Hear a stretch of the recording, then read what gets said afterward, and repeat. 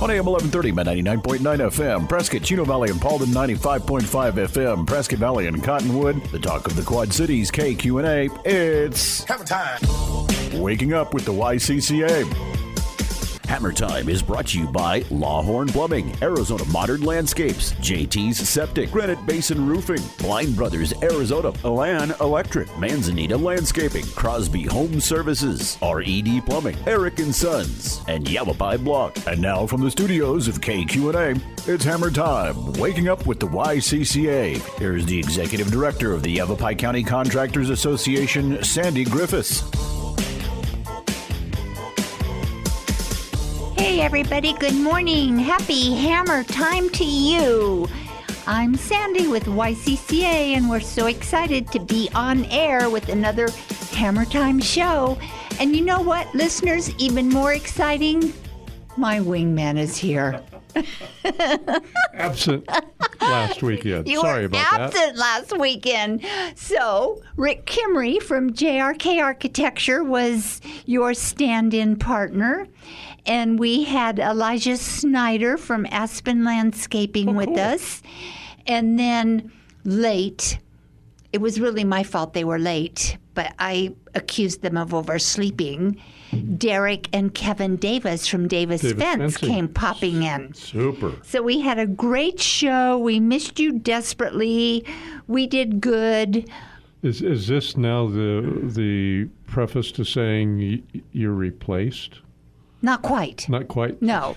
But if I miss many more, that will be. You have missed Gotcha. lots. But anyway, it was a great program. Rick did well. Elijah Super. was wonderful. The Davis guys are always super cool. So we had a great program. Well, I appreciate them all standing in. Thank you. So I don't think you get any more absences for the rest of the year, buddy. I'm kind of on a short leash. Yes, you're on a very short leash. In fact, I think you're leashless. So we've got a great show this morning. You've heard about life coaches. Yes. You've heard of marriage coaches. I've heard of them. Never used them. Football coaches. Absolutely. Sports coaches. Absolutely. Baseball coaches. Yes, indeed. Food coaches. I guess they're out there. Yes. What other kind of coach? Dancing coaches? Oh, dancing coaches, yeah. That's a good Okay. What else? one. Money coaches. Yeah. Oh, financial coaches. Okay. So today we've got a HortiCoach with us. Oh, cool. So we will explain to our listeners what a HortiCoach is when we come back from break. That sounds like a plan. How will that be? That sounds like a great idea. Listeners, you are going to be so mesmerized by today's show, let me tell you. I agree. Your coach of all things, HortiCoach. Perfect. So your turn, Mr. Mike Enders, Binttree Custom Homes, my wingman extraordinaire. Go. Thank you. You're listening to another episode of Hammer Time, brought to you by Yavapai County Contractors Association, and we're tickled pink to be airing on Talk of the Quad Cities, KQ&A 1130 AM, 99.9 FM, and 95.5 FM. So please stay tuned for some great messages from our ever-so-valuable sponsors.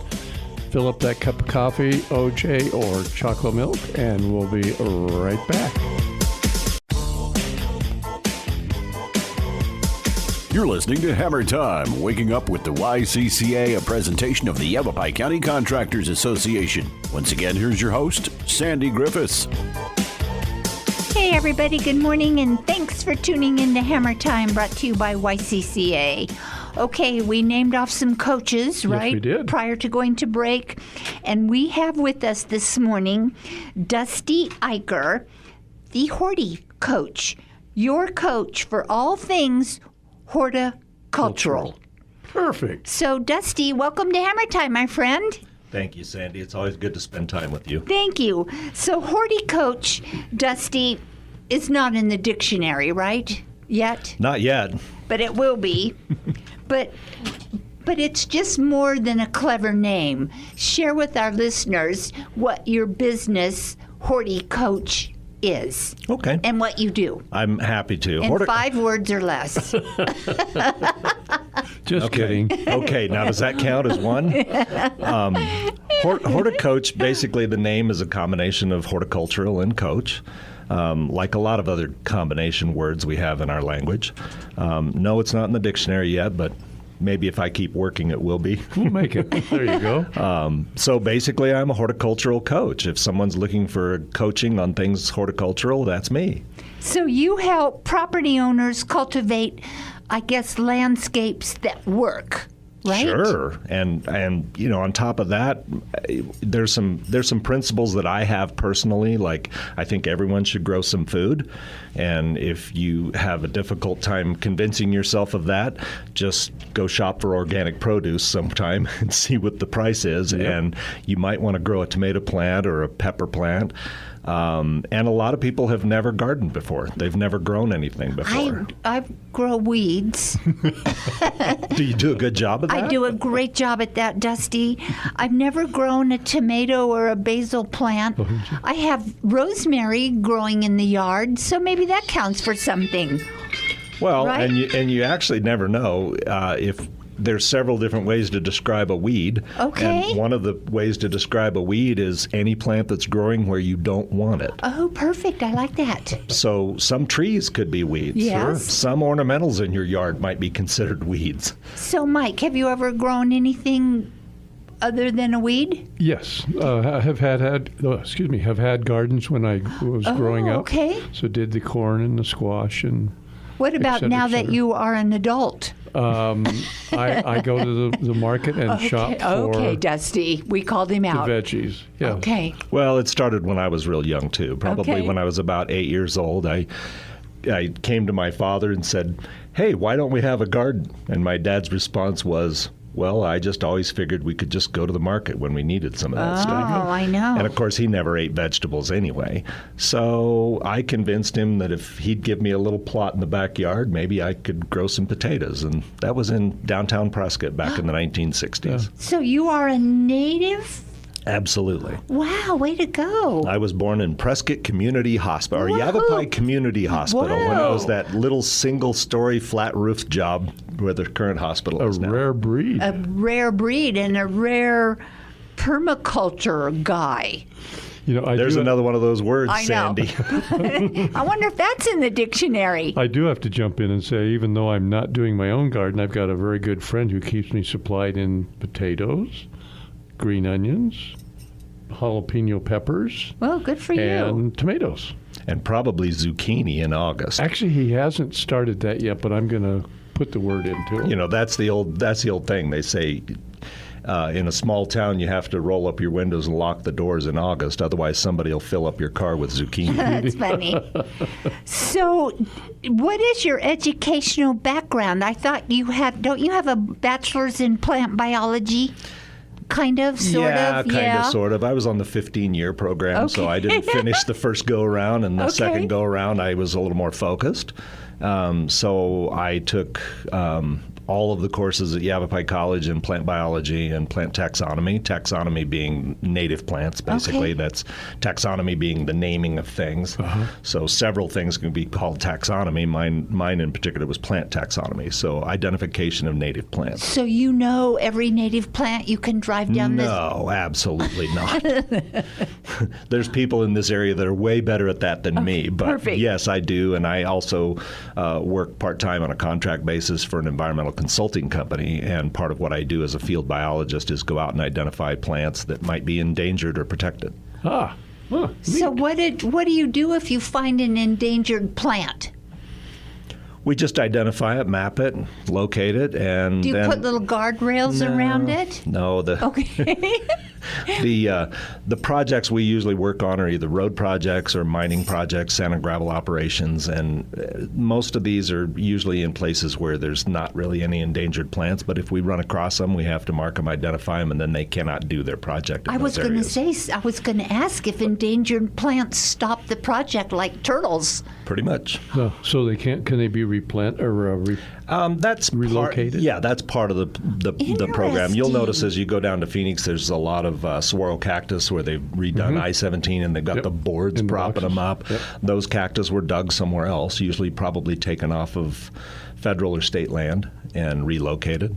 And there's a big company down in Phoenix that does that. Yeah, we used to, when we did some development down in Tucson, we had a lot of saguaros that we had to we actually relocated them to different parts of the project, but they've got a very shallow root system, very easy to relocate. Right.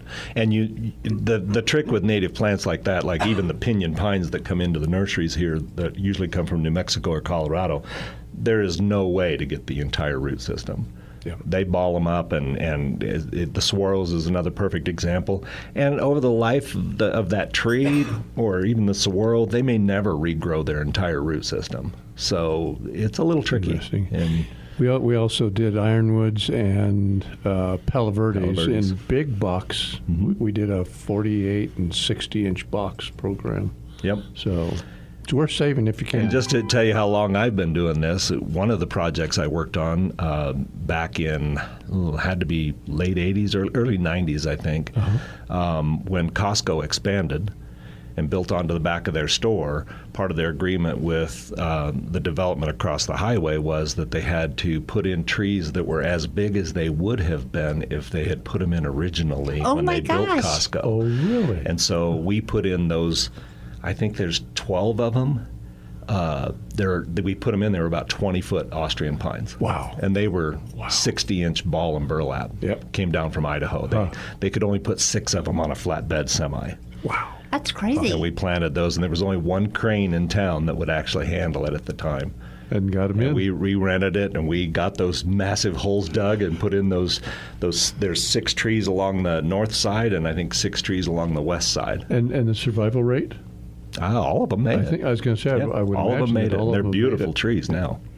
So being a HortiCoach, a horticultural coach, let's share with our listeners, Dusty, exactly what that means. Do you hold somebody's hand and calm them when they want to plant something? Do you stop them from freaking out because they want to plant the wrong bush? How do you coach them through a vision of their yard? Sandy, are you asking my permission? Because I would be happy to hold your hand or calm your fears. Yes, thank you. But basically, I don't know what to plant. I don't know where to plant it. How will it grow? my approach is kind of 3-pronged or 4-pronged. Perfect. And I talk to a lot of people at the home show about this. If you have a yard that is full of stuff that you don't even know what it is because you moved here from somewhere else, which is a huge percentage of our population here, whether they move from the Midwest or California or anywhere else, it's different here. Yep. And how we grow things is different. But most importantly, I like to help homeowners identify what's in their yard. And I just had a client this last week that's exactly what we did. I went out on a consultation. She already had her yard mapped out with all of these unknown plants. And what we did is we identified each and every one of them and how it should be taken care of. And then kind of the second thing I try to do with homeowners is, and this kind of goes beyond just the consultation, is we want to talk about water conservation. Obviously, that's a big issue. We want to talk about how we can adjust the irrigation. Maybe there's some plants we need to remove or replace to get more water conservation type of plants. And water conservation doesn't necessarily mean native. Native plants are great. They're hard to find. More places are growing them. I'm growing native plants. I've got a small nursery that I'm growing native plants. Is that the answer to all water conservation issues? No, there's a lot of very drought-tolerant domesticated plants, too. And drought-tolerant domesticated plants and native plants for our listeners, that does not mean a boring yard. No, absolutely not. It can be a beautiful yard. It also doesn't mean no irrigation. Correct. You know, the only way to get by with no irrigation is, cactus, dirt, and rock. And I've got my opinions about both of those things. Some cactus and yuccas and agaves are beautiful, and others always kind of look a little rangy. And believe it or not, I actually had a client call me this year. My prickly pear cactus looks terrible. It's yellow. It looks like it's dying. I said, put a little water on it and call me in a month. She never called me back because I found that even prickly pear cactus in my yard, if I don't give it a little bit of a drink once in a while, it looks terrible. Kind of like us. That's right. We need a little water every now and then. We have to take a break, Dusty. Listeners, I have with us Dusty Eiker. He is the proclaimed HortiCoach in Yavapai County. So don't move. We'll be right back to continue all things horticultural. Don't move. You're listening to Hammer Time, waking up with the YCCA, a presentation of the Yavapai County Contractors Association. Once again, here's your host, Sandy Griffiths. Hey, everybody. Good morning and welcome to Hammer Time. We have with us a coach. Indeed, he is. A plant coach, a horticultural coach, Mr. Dusty Eiker.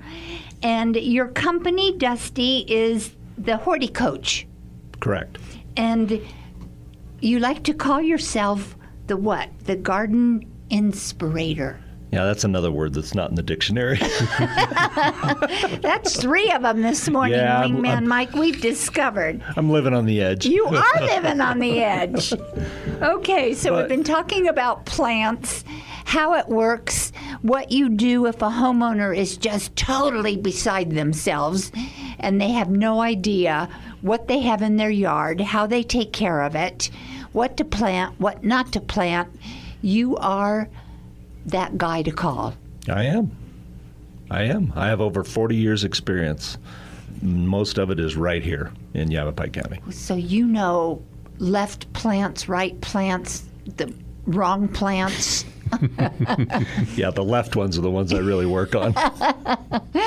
So do you see a lot of people, or many people, I shouldn't say a lot, but do you see many people that want to bring plants and or small saplings from other areas and plant them here? Oh, sure.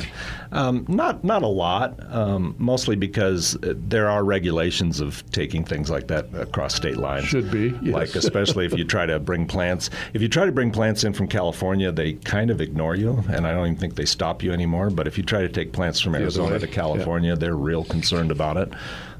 Some of us are old enough to remember the big medfly scare, you know. And so there's things like that kind of prevent a certain amount of that. But you know people that move here that love houseplants are going to bring a whole van load of houseplants here. You betcha. And houseplants can even harbor some of those insects. But more importantly, as we were talking about on the break, is that people will bring things from a totally different climate and then wonder why they won't live here. And one of my favorite things back in the day when I was working in the nursery was people would come in and say, well, we have red maples all over in Ohio, and it gets down to 40 below there. And I would just tell them, yeah, but when it gets down to 40 below in Ohio, it usually stays that way until spring thaw. And here we have spring in January, winter again in February, spring again in March, winter again in April, and then in May, sometimes it's all of a sudden summer. Yep. And there's certain plants, and maples are one of them, that just don't tolerate that freeze-thaw action like some things do. So what are some great plants that you can share with our listeners that every yard should have? You know, they warned me you would try to stump me. There you go. That's not one. That's not really a stumping question. No, it's not. There's a lot of softball. Come on, yeah. Dusty. There's a lot of options. I mean, I think every tree should have every yard should have at least one shade tree, and most of these developments require at least 1 or 2 shade trees in the front, and maybe a couple in the back, or maybe they don't care what you do in the backyard. The choice of trees is what I have an issue with. Right. Because I think we need to, and the nurserymen and the landscapers are going to have to excuse me on this one, but I think we need to stop planting cottonwoods and willows and probably maples and sycamores and mulberries. These are all water guzzlers. Yep. They're just water guzzlers, and they will always be water guzzlers. Now, if we're talking about, and this is again one of my focuses, is trying to get people to change irrigation. I think we're doing irrigation and planting and landscape design in general, we're doing it poorly. if not completely incorrect in some cases.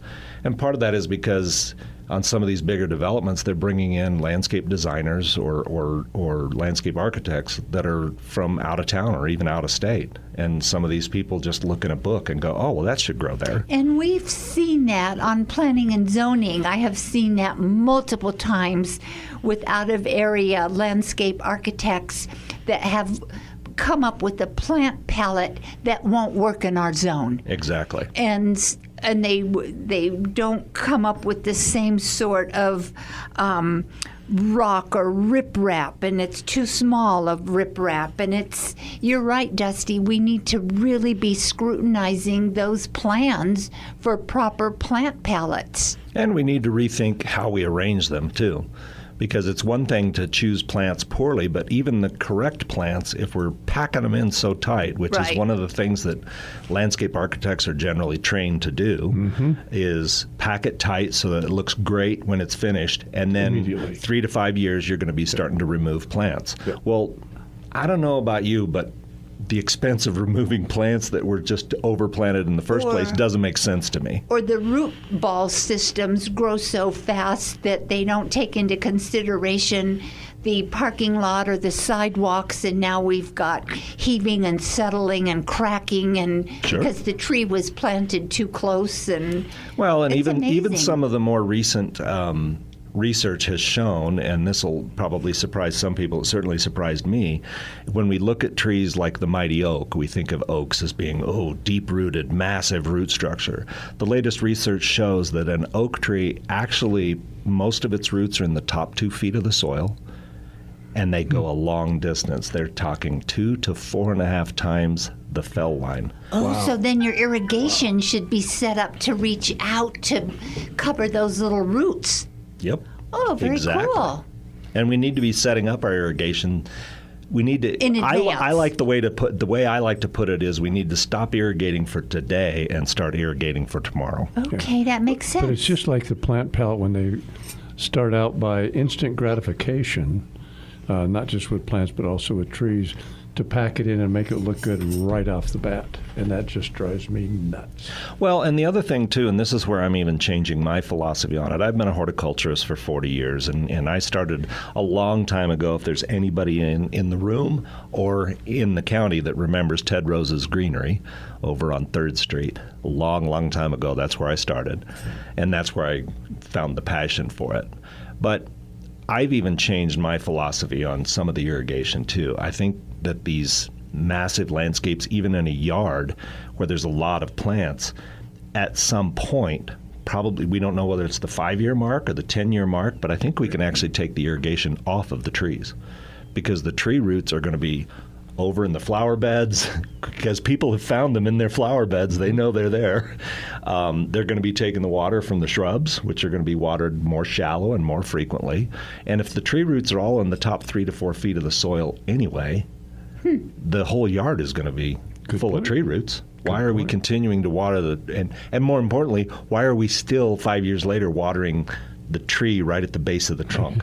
This is where we're watering makes for sense. today instead of watering for tomorrow. And so I do a completely different setup with my clients as far as how to adjust their irrigation for better health of their trees.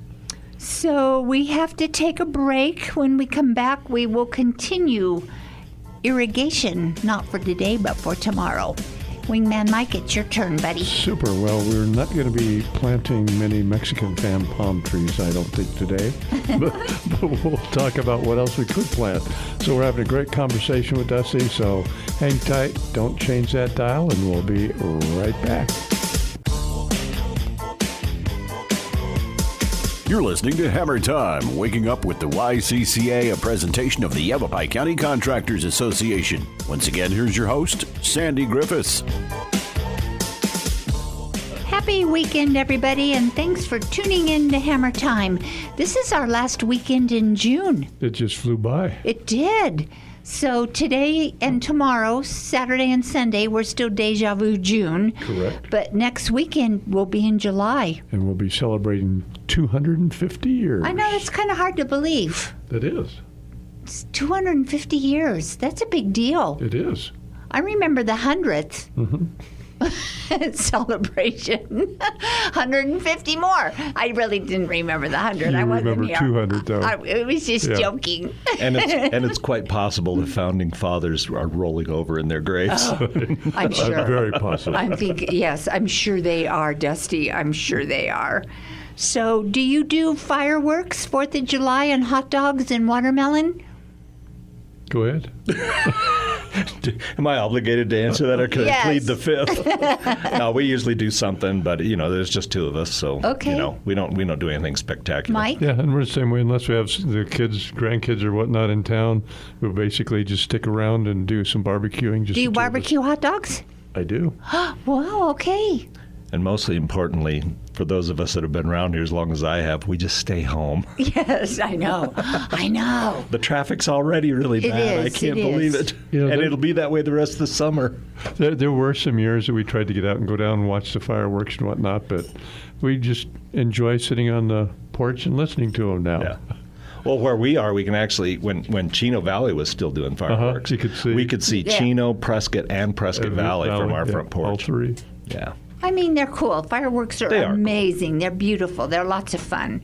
So we have with us, listeners, Dusty Eiker, the HortiCoach, the garden inspirator, the all things plants. So where do your clients come from? How do they find you?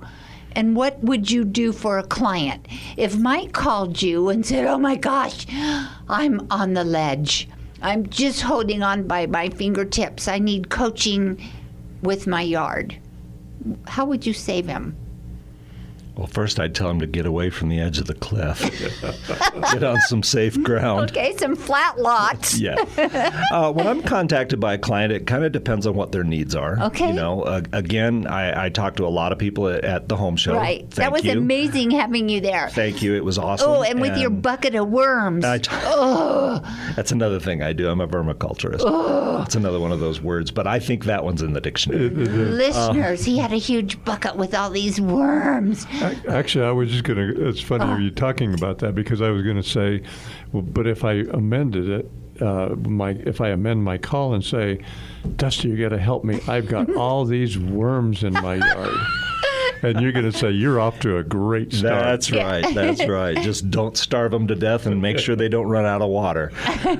Which is probably, just as an aside real quick, that's the problem that people have with worms. They'll say, well, I had all kinds of worms in my garden last year, but I don't have any this year. And I said, did you water your garden through the winter? Well, no, there's nothing growing in there. You got to keep them moist or they're going to move out They're or living die. in there. Yep. Wow. Do they move?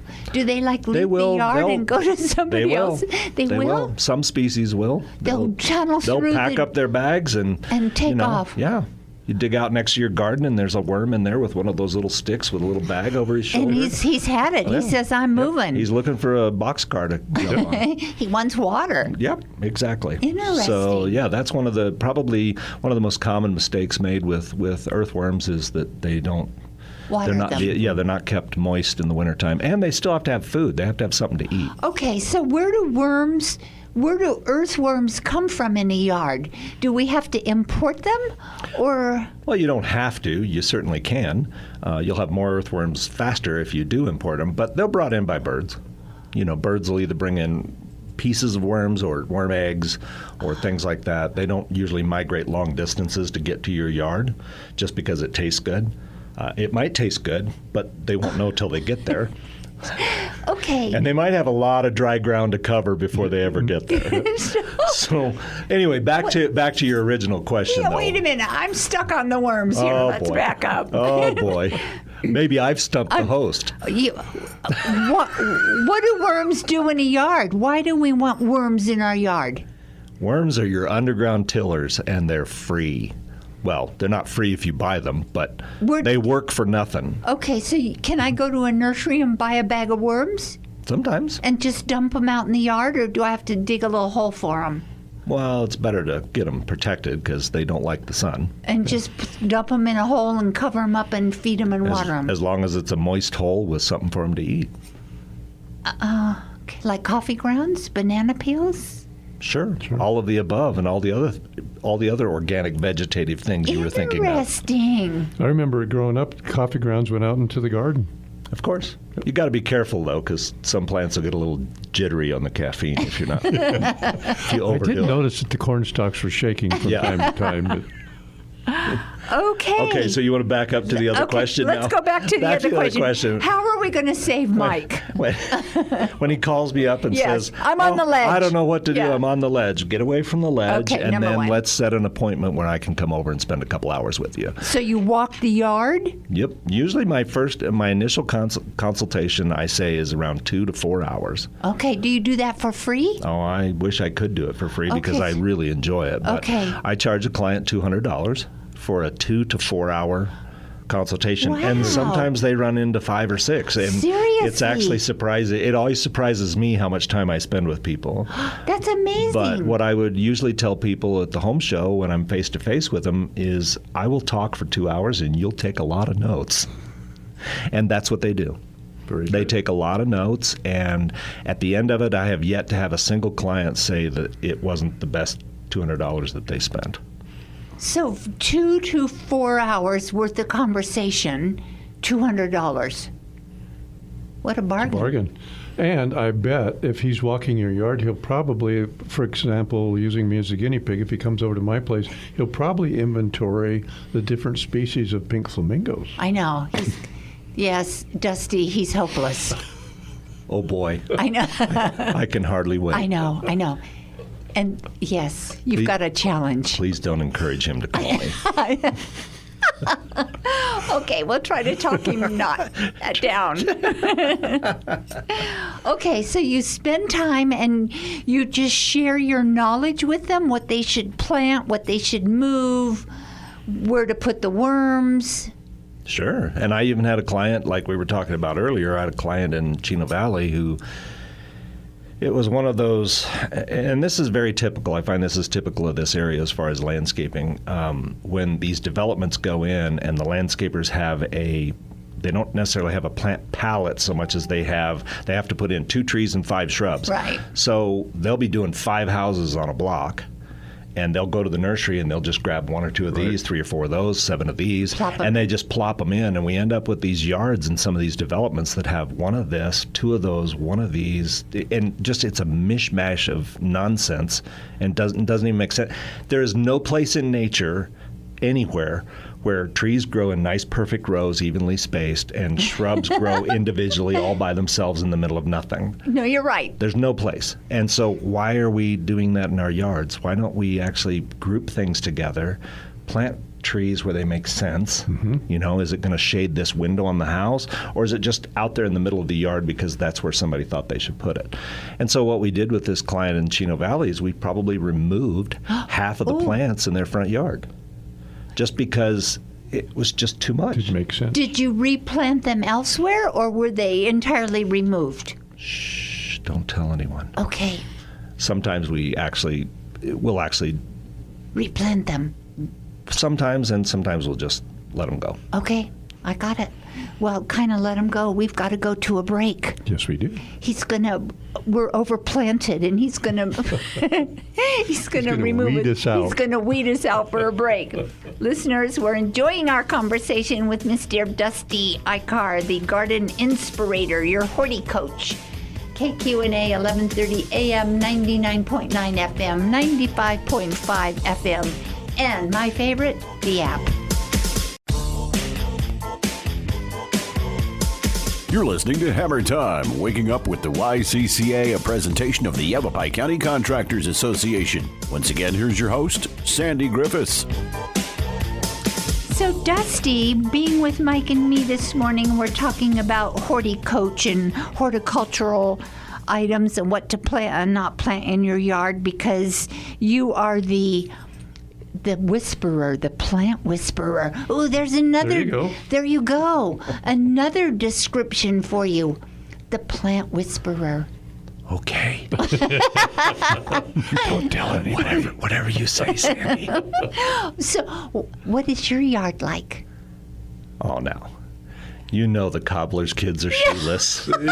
the Taylor's kids are threadbare. Yes. Finally, after all these years, we've got somebody that agrees. That is honest. Yes. Really honest. Oh, I'd love to tell you I have a fabulous, beautiful yard, but at the end of the day, who has time? Yes.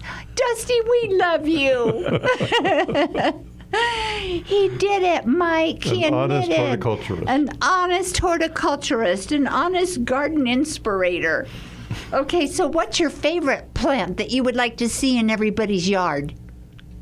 Oh, wow, there's so many. I actually had a client just this week contact me about a Paulownia in a yard that she has out in Chino Valley. Yeah, it's called an Empress tree. It's not terribly hardy, but she's got one that's got about a 12-inch diameter trunk on it, and it's just an amazing tree. Great big fuzzy leaves and beautiful purple flowers. Yeah, P-A-U. I'm going to look it like up. Paul. I'm going to Google. Like the name Paul, and then O-W-N-I-A. Paulownia. Okay, P. A-U. Got it. L. Got it. O-W. O-W. N-I-A. N-I-A. Okay, here it is. Oh, it has purple flowers. Yep. Is there an echo in here? Yeah. It looks like, okay, it's a fast-growing genus of deciduous hardwood trees. Oh, I was going to say it looks kind of Asia. It's from East Asia. Yep. That's what it looks like. Yeah, The trunk of it. Related to catalpa trees, which do grow around here, they're very cold hardy. They have the great big gigantic heart-shaped leaves and the white flowers with the long beans on them. When we were kids, we called them Indian beans or whatever. Those are kind of rangy. They tend to get a lot of leaf tatter, but I was surprised to see this one Paulownia growing in Chino Valley, and she's going to try to sell the place, but she wants to protect the tree somehow, and it's like, I don't know what to tell you, you know. Wow, and it thrives in our hardiness zones. Yeah. That's what it says. And that's another issue that we kind of leave out of the equation. And when I worked with on the Sunset Western Garden book, which was another one of my projects, I was involved in two species of that book. One of the things we talked about was heat index and how the heat actually relates to things. Because when you look at USDA zones, they're based strictly on cold and cold hardiness and average minimum temperatures. But we have a little bit different situation here because we also crank up the heat in the summer. So when somebody looks at a book and says, oh, well, a balsam fir should do fine here because it'll take it down to 40 below at the top of the San Francisco peaks or something like that, it won't take the heat. Will not take the heat. Okay, so do you have a favorite tree that you like? Oh, again, there's so many of them. Okay. I'd like to see people plant more deodar cedars. Oh, I love those. I have two of them in my yard. I thought you didn't have anything in your yard. You made it sound like you had nothing. I have a pretty cool yard. Do you know what the She term, said weeds, didn't she? Do you know what the did say term weeds. baiting is? Yeah, exactly. I don't have any worms in my yard. Another one I really wish people would plant more of is the blue atlas cedar instead of the blue spruce. I don't know what I'm that not is. familiar with that one. Very, very blue. It's related to the deodar cedar, the only true cedars. There's only 3 in the world. Deodor's one of them, and Blue Atlas is another one, and both of them will do well here. My deodars had babies. They had baby cones. And those are beautiful. When they first come out, they're purple. They're beautiful. I know. And you can always tell a cedar because the cones are upright instead of hanging down. That's right, they are. Yeah. And they completely come apart on the tree. Yes. There you go. I know. It was so exciting. No, I'm not teaching you anything today, Sandy. No. So the other tree we were just talking about, is the coloring similar to a blue spruce? Oh, it's actually even more intense, more Really? blue. Huh. Yep. I'll be darned. Okay, so what's that one called? Blue Atlas cedar. We're going to go to Google. Okay. And Well, while you're doing that, one of the other things I want to point out is that I have a couple of specialties, and one of them is fruit tree pruning for production. Just this year, I did a 240-tree orchard out in Williamson Valley. I would caution people, please don't have a tree guy or an arborist do your fruit trees because it's not their area of expertise, and most of them are a little lost on that if they're honest. A lot of them will just say, oh, sure, I'll cut anything, but yeah. Why do fruit trees need special pruning? because every one of them is different. Every species is different and requires different pruning for fruit production. Wow. And then even within the species, you're going to prune a semi-dwarf tree different than a standard tree, and you're going to prune an apricot different than an apple. And then there's 3 different types of apples just by the way that they fruit. And so you're going to prune each one of those differently. And unless you know what you're doing, you could be trimming all of your fruit off or just actually damaging the tree. Wow. Oh. So with fruit trees, very important to call someone who has that experience. And just don't call a tree trimmer. Don't call a tree trimmer, please. Speaking of trimming, that reminds me of the old joke of make like a tree and leave.